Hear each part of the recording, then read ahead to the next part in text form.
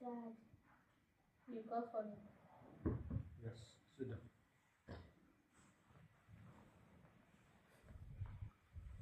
Mita, Yes, sir. you know I love you, huh? Yes, Dad. Okay. What is the essence of going to school?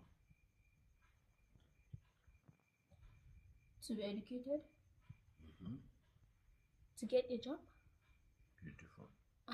Maybe one day to get married? Exactly, Ahmed. Exactly, that is the point. To get married. I'll be traveling tomorrow. Get ready. When I come back, I'll give you out to one of my friends. Dad. But Daddy... I shut up. Dad, I'm just 14. Shekara mamanki nawa da ta yi aure? Try me back to it. Eh? Nothing, sir.